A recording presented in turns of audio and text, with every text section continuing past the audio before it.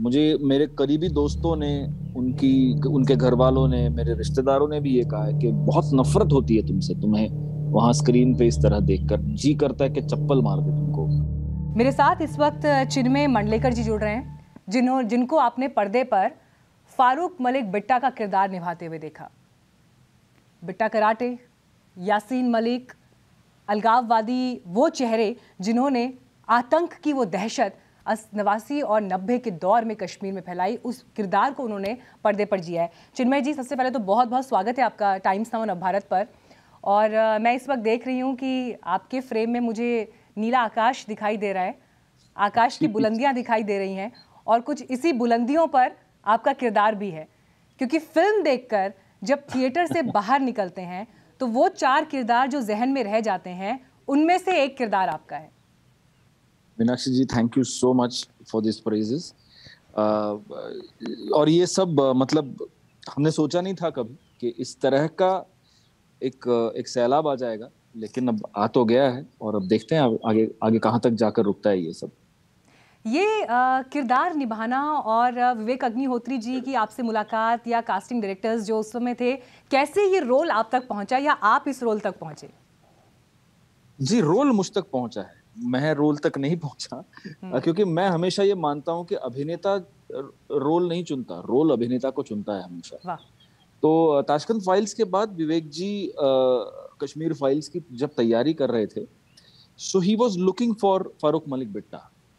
और उन्होंने जहां तक मुझे बाद में पता चला, उन्होंने काफी एक्टर्स के ऑडिशंस भी किए थे, लेकिन उनको कोई जज नहीं रहा था शायद।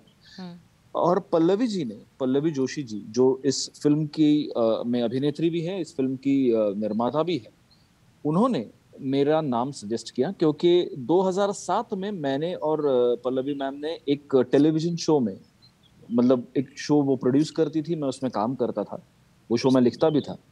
सो तब शायद उनके जहन में पता नहीं वो बैठ गया होगा और उन्होंने मेरा वो नाम जो था वो विवेक सर को सजेस्ट किया। अब उसमें सबसे बड़ी आपत्ति ये थी कि मैं मराठी हूँ, मेरा सरनेम जो है वो मांडलेकर है, और मुझे किरदार जो निभाना था वो था फारूक मलिक बिट्टा। सो सबको ये थोड़ा सा झिझक थी कि ये बंदा कश्मीरी एक्सेंट कैसे पिकअप कर पाएगा, कैसे बोल लेगा। तो ऑडिशन हुआ, लेकिन जब ऑडिशन हुआ तब मेरे ख्याल से Vivek sir got convinced and that is how I landed up with the role. Marathi cinema में तो आपका बहुत बड़ा नाम है ही, और अभिनय की दुनिया में जिस तरह से आप लगातार आगे बढ़ रहे हैं, ये फिल्म आई एम श्योर एक मील का पत्थर तो साबित होगी ही। लेकिन जब मैं ये फिल्म देख रही थी, आपका किरदार जब जब पर्दे पर आया, कश्मीरी पंडितों का किरदार जो कैरेक्टर्स निभा रहे थे, वो दर्द शायद स्क्रीन पर उतनी मजबूती से इसलिए दिखाई दिया क्योंकि दूसरी तरफ आप बहुत मजबूती से खड़े थे। और मुझे आपकी जो फर्स्ट अपीयरेंस याद है, मैं फर्स्ट अपीयरेंस का जिक्र नहीं करूंगी, इनफैक्ट जो क्लोज फ्रेम्स में जब जब आपका चेहरा आया और आपकी एक आंख जो झपकती है, वो बड़े अलग तरह से झपकती है, दोनों आंखें एक साथ नहीं झपकती हैं जी। और इस पर्टिकुलर रिएक्शन ने या इस पर्टिकुलर स्टेप ने पर्दे पर एक अलग तरह का एक आर्ट मैं कहूँ, एक क्राफ्ट कहूँ, उसको गढ़ा है। ये कैसे हुआ? मतलब मैं इसके पीछे की स्टोरी जानना चाहती हूँ। ये प्लान्ड था? आप लोग कैसे इस निष्कर्ष पर पहुंचे कि इस कैरेक्टर के और इसके चेहरे की संजीदगी को दिखाने के लिए, दहशत को दिखाने के लिए दोनों आंखें एक साथ नहीं झपकेंगी, एक आंख अलग से झपकती हुई दिखाई देगी? विवेक जी ने मुझे काफी वीडियोस दिए थे, क्योंकि सबसे पहले तो जो किरदार मैं फिल्म में निभाता हूँ वो किसी एक आदमी का चित्रण नहीं है, वो कोई एक रियल लाइफ पर्सनैलिटी नहीं है, it is a mix of 1 और 2 रियल लाइफ पर्सनैलिटीज। तो मैं अलग अलग लोगों के वीडियोस देख रहा था। आज तो अब वो कुछ वीडियोस उनमें से सोशल मीडिया पे काफी दोबारा से सर्कुलेट हो रहे हैं। नहीं, पहले भी वो पब्लिक प्लेटफॉर्म पर थे। मैंने ये जो आंख वाला जो एक क्या कह सकते हैं उसको, एक ये जो मैनरिज्म था, ये मुझे एक वीडियो में ये मिला था और मैंने विवेक सर को वो करके दिखाया कि कैसा कैसा रहेगा ये। मतलब फिल्मी तो नहीं लगेगा बहुत ज्यादा, but Vivek sir really liked it. In fact मैंने अपने ऑडिशन में भी ये किया था। सो ही रियली लव्ड इट। और उन्होंने कहा कि जिस तरह का ये एक ऐसा बंदा हम पोर्ट्रे कर रहे हैं जिसकी सोल बिल्कुल मर चुकी है, जो बिल्कुल ठंडे दिमाग से और ठंडे खून से ये कहता है कि मैं मेरी माँ को भी मार दूंगा, मैं मेरे भाई को भी मार दूंगा। तो उसका एक फिजिकल रिप्रेजेंटेशन हमने उस मैनरिज्म के थ्रू लाने की कोशिश की। और जब फिल्म शूट हो रही थी तब मुझे अनुपम जी से लेके पल्लवी जी तक हर कोई ये कहता था कि संभालना, ऐसा ना हो कि इसके आगे बस तुम्हारी एक आंख झपकती रह जाए क्योंकि वो इतना it became so much a part of me during the shoot. But now I am seeing that it has really worked and I am so happy कि वो जो चीज हमने छोटी सी सोची थी वो लोग नोटिस कर रहे हैं उसको। नहीं, नोटिस नहीं, बहुत ज़बरदस्त तरीके से नोटिस कर रहे हैं। और हो सकता है आपको मेरा सवाल ऐसा लगे कि कितना सतही या शैलो मैंने ये सवाल आपसे पूछा, लेकिन मैं जेन्युइनली ये समझना चाहती हूँ कि दोनों आंखें एक साथ झपकती हैं। एक आंख को अलग से झपकाने के लिए जो वो एक प्रैक्टिस लगी, या आपने जिस तरह से भी उसको पर्दे पर किया है, ये कैसे हुआ है? प्रैक्टिस तो लगी है काफी, क्योंकि as you said it's not easy to control your eyes. So ये करना मेरे लिए थोड़ा सा शुरू में मुश्किल हुआ था, लेकिन I had time to prepare, I had time to practise. So मेरे बच्चे हमेशा मुझसे पूछते थे क्या तुम आईने में देख के आंखें मार रहे हो, ये क्या कर रहे हो तुम? लेकिन finally it paid of and I am very happy that लोग उसको नोटिस कर रहे हैं, लोग उसको सराह रहे हैं। और जो एक खून का ठंडापन जो हमें दिखाना था उसके जरिए, वो लोगों तक पहुंच रहा है। वेल, कुछ सीन है चिन्मय जी, जब आप उनको पर्दे पर जी रहे थे तो वो देखने वाले के भीतर भी एक नफरत, एक आक्रोश, गुस्सा, दहशत, इन सब से भर देते हैं। चाहे खून में लथपथ जो चावल है तुमुल, उसको हाथ में उठाना और पीड़ित को ऑफर करना हो, या फिर जहाँ पे आप भीड़ को संबोधित कर रहे हैं, या जहाँ पर आप इंटरव्यू दे रहे हैं, इन सारे सीन्स के लिए जो एक इंटेंस तैयारी चाहिए थी। एंड आई एम श्योर कि पर्दे पर जब आप देख रहे हैं तो आप उस समय उस किरदार से बेइंतहा नफरत कर रहे होते हैं, लेकिन जब आप रियल लाइफ में लोगों के बीच पहुंचे इस किरदार को निभाने के बाद, कैसा रिएक्शन था लोगों का? बहुत वही रिएक्शन था जो हमें एक्सपेक्टेड था। मुझे मेरे करीबी दोस्तों ने, उनके घर वालों ने, मेरे रिश्तेदारों ने भी ये कहा है कि बहुत नफरत होती है तुमसे, तुम्हें वहां स्क्रीन पे इस तरह देखकर जी करता है कि चप्पल मार दे तुमको। कि इनफैक्ट मुझे 2-3 लोगों ने ये बताया भी कि किसी थिएटर में एक महिला ने उठाकर एक चप्पल मार भी दिया। यकीन मानिए वो चप्पल अगर मुझे मिल जाता तो मैं उसे घर ले आता और सजा के रखता कि ये मेरा सबसे बड़ा अवार्ड है। लोग उस प्रवृत्ति से बहुत नफरत करते हैं and that is where I am happy. Nobody says के अरे यार वो विलन बड़ा सॉलिड था, लोग यही कहते हैं कि अभी हेट हिम, इसको तो मतलब कड़ी से कड़ी सजा होनी चाहिए। तो अगर इस तरह की भावना मैं दर्शकों के अंदर जनरेट कर पाता हूं तो मुझे लगता है कि I am somewhere successful in what the director wanted to do through me. बाकी फिर वो काम की प्रशंसा या तुम अच्छा काम कर रहे हो ये सब बाद में आता है, but the first feeling is तुम जब स्क्रीन पे दिख रहे थे तो ऐसा लगा था कि मार डाले तुमको। तो ये जो फीलिंग जनरेट होती है लोगों के अंदर, वो जो गुस्सा जनरेट होता है, I think I have done my directors job. दो चीज मैं आपसे और पूछना चाहती हूँ कि फिल्म को लेकर अब कई सवाल हैं, लोग पुरानी चीज़ों के बारे में फिर जानना चाह रहे हैं, गूगल कर रहे हैं।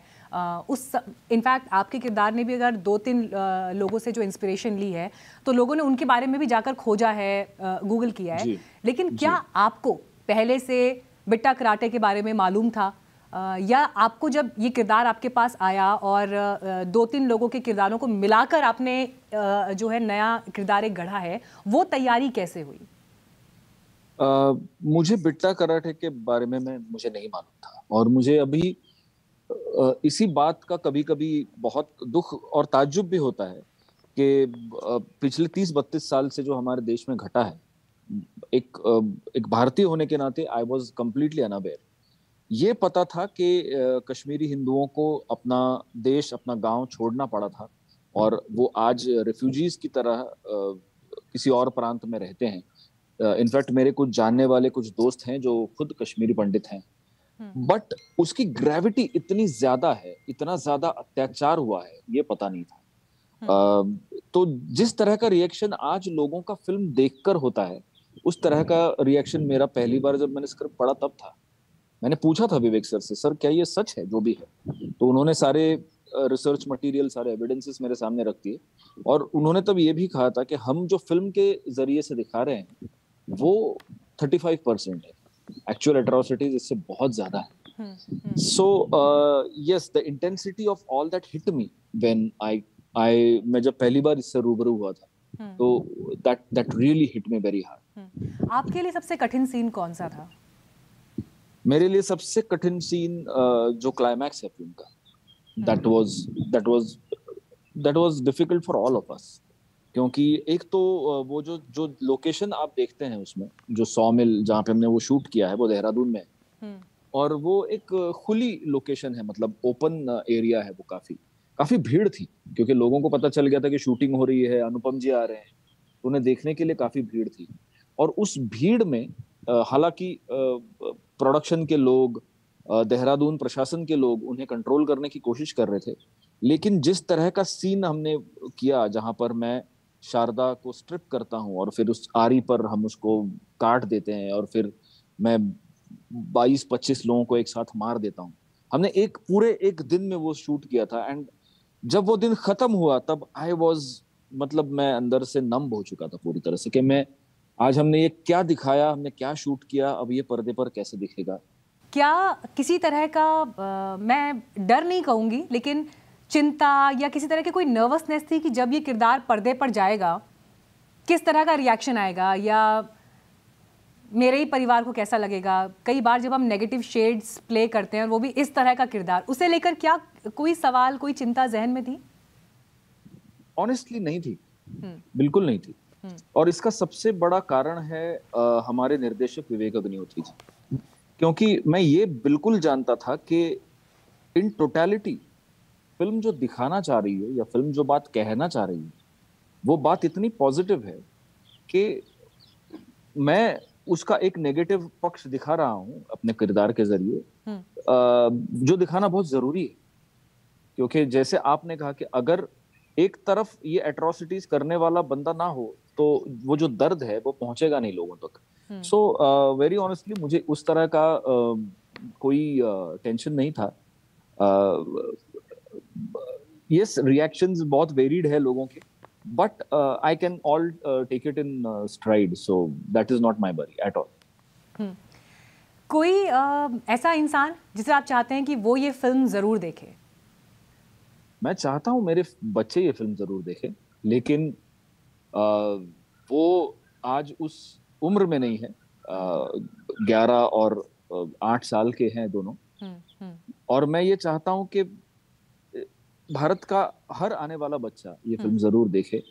और वो इसलिए, ताकि हमें ये पता चले कि क्या हुआ था हमारे साथ, और वो दोबारा किसी के भी साथ, किसी भी कम्युनिटी के साथ, किसी भी एक इंसान के साथ, कम से कम हमारे भारतवर्ष में ना। आपको लगा था कि जब ये फिल्म रिलीज होगी और रिलीज होने के बाद इस तरह के रिएक्शंस आएंगे, या मैं कहूँ कि एक बड़ी डिबेट खड़ी हुई है, अलग अलग तरह के रिएक्शंस आ रहे हैं, सवाल उठ रहे हैं? इनफैक्ट अभी कुछ दिन पहले मैं एक डिबेट डिस्कशन कर रही थी जिसमें मेरे साथ कश्मीर के एक्टिविस्ट भी थे, माजिद हैदरी थे। तो उन्होंने ये आरोप लगा दिया फिल्म के ऊपर कि ये फिल्म जो है वो मुसलमानों के खिलाफ है, या इसमें जिस तरह की बातें हो रही हैं वो एक कम्युनिटी विशेष की इमेज गलत तरह से पोर्ट्रे कर रही है।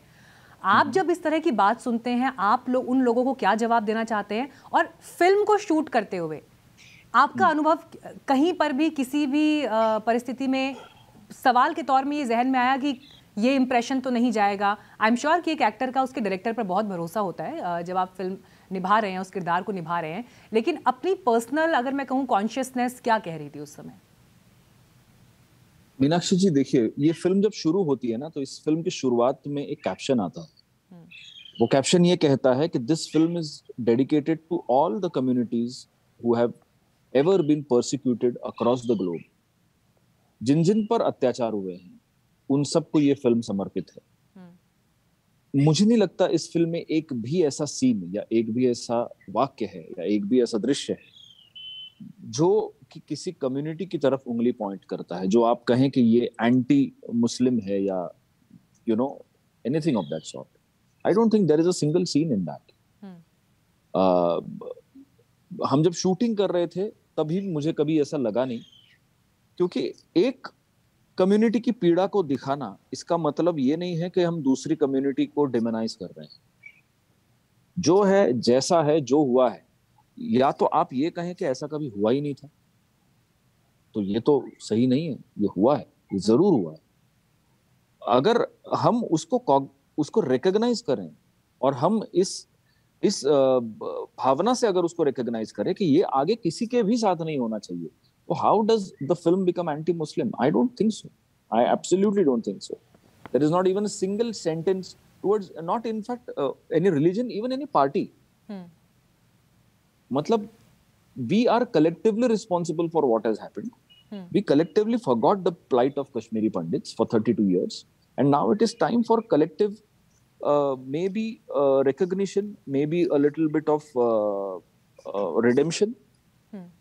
उस पॉजिटिव होप से अगर फिल्म को देखें तो मुझे नहीं लगता ये फिल्म एंटी मुस्लिम है या एंटी कोई भी रिलीजन। जी, आपने इस किरदार को निभाते हुए जो आपका अनुभव रहा वो तो साझा किया, लेकिन जब आपने ये फिल्म कंप्लीट हो जाने के बाद दर्शक के रूप में देखी, मुझे मालूम नहीं कि आप थिएटर में जाकर देख पाए या आपने घर में देखा, कैसे आई डोंट नो, लेकिन जब आपने इसे दर्शक के रूप में देखा, खुद को छोड़कर दूसरा ऐसा कौन सा किरदार था जो आपकी नज़र में सबसे सशक्त, या मैं कहूँ वो सीन ऐसा था जो आपको जो सीन मैं कहूँ कि अपने आप में एक इंस्टीट्यूशन है, अगर किसी को अभिनय के शिखर को समझना है तो?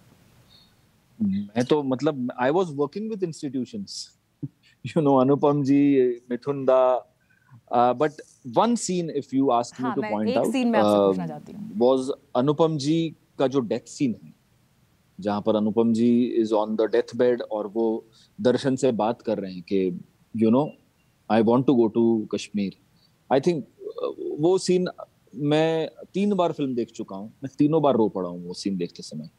और एक और परफॉर्मेंस जो मतलब बिल्कुल I was in that scene and that was Bhasha, जिन्होंने शारदा का रोल किया है। वो जो एंड का सीन, जिस तरह की चुप्पी है उनकी उस सीन में, पूरे सीन में, जब उनको सरे बाजार बेइज्जत किया जाता है, उनको बहुत ब्रूटली मारा जाता है, वो भाषा ने जिस तरह से परफॉर्म किया है, I mean it is hats off to her. आप अभी बात कर रहे हैं और मैं वो साइलेंस खुद में फील कर सकती हूँ इस वक्त जब आप ये बात कह रहे हैं। इनफैक्ट एक सिनेमा लवर होने के नाते मैं अगर आपसे बात करूँ तो मुझे बैंडिट क्वीन का सीन याद आता है और उसके बाद ये सीन आता है, और इन दोनों ही सीन्स की परिस्थितियों में या माहौल में या जो हालात थे उनको हम कंपेयर नहीं कर सकते हैं, लेकिन फिर भी मेरे जहन में एक सवाल ये था कि कई बार हम कहते हैं ना कि फिल्म मेकर सिंबल्स के थ्रू चीज़ों को एक्सप्लेन करते हैं या पर्दे पर रखते हैं। हमेशा आपको हर तरह की चीज़ या ब्रूटैलिटी दिखाने की क्या ज़रूरत है? और मैं विवेक जी का एक इंटरव्यू सुन रही थी जिसमें उन्होंने ये कहा कि मैं गैंग रेप नहीं दिखाना चाहता था फिल्म में, या रेप का कोई सीन नहीं दिखाना चाहता था, तो मैंने स्ट्रिपिंग के उस सीन को जहाँ पर उनको निर्वस्त्र किया गया, मैं उस सीन के ज़रिए महिलाओं के साथ जो अत्याचार हुए उसको पर्दे पर उतारना चाहता था। और उनकी ये बात सुनकर मुझे ये लगा कि कश्मीरी पंडितों के साथ जो परिस्थितियां उस समय पैदा हुई उसकी इतनी लेयर्स हैं कि आप एक धागा खोलते हैं तो मतलब वो पूरा जो है एक पूरा सिलसिला खुलता चला जाता है, अंतहीन जो है वो दर्द दिखाई देता है। बिल्कुल बिल्कुल बिल्कुल। इनफैक्ट मैं अगर आपसे एक सवाल और पूछूं, जब आप अपने किरदार की तैयारी कर रहे थे, जहां पर कश्मीरी बोलनी है या जहाँ पर आपको अपने चेहरे पर वो कहते हैं ना कि कोई परवाह ही नहीं है इस इंसान को, हालांकि लोगों के सामने पब्लिक प्लेटफॉर्म पर बिट्टा कराटे का वो इंटरव्यू है जहाँ पर उससे पूछा कि क्या आप अपने भाई को मार देते, वो बड़े हाँ मार देता, अपनी माँ को मार देते, हाँ मार देता। लेकिन आपने जब अपनी कॉन्शियसनेस के साथ उस किरदार को पर्दे पर उतारने के लिए, उस अगर पर्टिकुलर सीन को जब उतारना था, अपने भीतर से वो आवाज़ लानी है और वैसा दिखना है, ये तैयारी कैसे की आपने अपने किरदार की? ये तो मतलब जब पूरी तरीके से you study a character in totality, और हम जब फिल्म शूट कर रहे थे, वो जो इंटरव्यू वाला सीन है वो सबसे आखिर में शूट हुआ था, जहां तक मुझे याद है। That was the last scene that we shot because we shot that in Mumbai after completing the entire outdoor.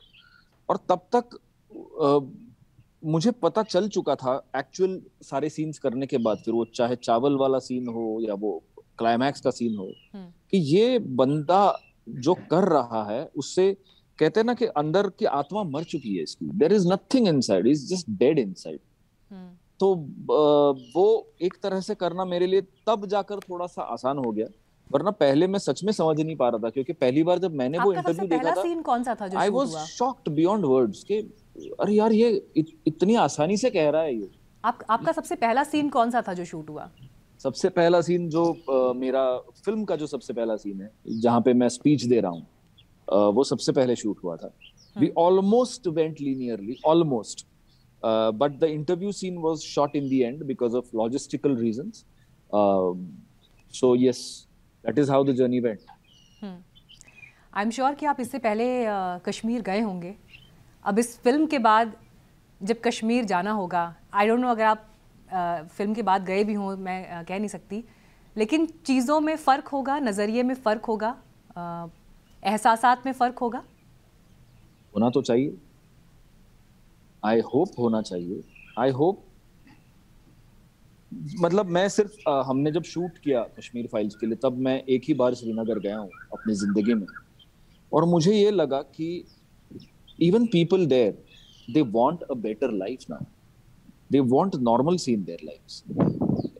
I think very personal opinion is abrogation of Article 370 and 35A are the first steps towards normalcy, and I hope that in coming time, maybe 5 years, 10 years, 20 years, normalcy returns, and जिनके घर पीछे छूटे हैं वो दोबारा जा पाए अपने घरों में, और जो आज वहां पर हैं वो भी चैन की और राहत की सांस ले पाए। That is all I hope.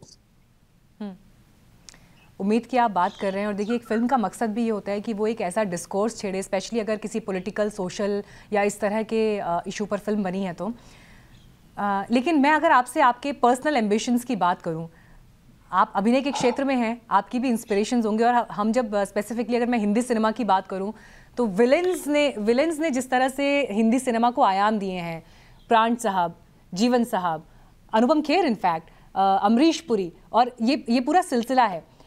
आज उस लिस्ट में आप अपने आप को कहाँ पाते हैं, या आपको लगता है कि इस किरदार के बाद आप वहाँ पहुँचे हैं कि लोग उस सूची में आपको भी एक सशक्त किरदार के रूप में और इस परफॉर्मेंस के बाद देखेंगे? मीनाक्षी जी, आपने बहुत बड़ी बात कह दी है। ये जितने भी आपने नाम लिए, they are all legends, and I just hope I keep on getting good roles. I just hope I keep on doing different kind of cinema. और मैं ये उम्मीद करता हूँ कि जिस तरह का एक, चाहे विलन ही क्यों ना हो, लेकिन कहीं किसी के भावना को छूने का, दिल को छूने का जो काम मैं इस फिल्म के जरिए कर पाया हूँ, वो मैं आने वाली फिल्मों के जरिए भी करता रहूं, फिर वो चाहे किसी भी जॉनर की हो, किसी भी विषय पर हो। एक कलाकार के तौर पे आदमी हमेशा यही चाहता है। So let's hope for the best. चलिए, आप उम्मीदों का इशारा कर रहे हैं, and best is yet to come, उसका इंतज़ार रहेगा। और एक बार फिर आपको मेरी तरफ से, हमारे चैनल की तरफ से बहुत बहुत शुभकामनाएं अपने इस परफॉर्मेंस को लेकर। लोग तो भरपूर प्यार दे ही रहे हैं, लेकिन मुझे उम्मीद है कि जिन बातों का जिक्र आपने अपनी तैयारी के रूप में और कश्मीर के बेहतर भविष्य के रूप में किया, लोग उसे भी ज़रूर याद रखें। Thank you so much. Thank you Meenakshi ji, thank you so much, thank you. खबरों के पीछे की खबर को दिखाते हैं हम, आपकी आवाज को मुद्दा बनाते हैं। टाइम्स नाउ नवभारत को यूट्यूब पर लाइव देखिए, चैनल को सब्सक्राइब जरूर कीजिए, और हां, बेल आइकन दबाना मत भूलिएगा।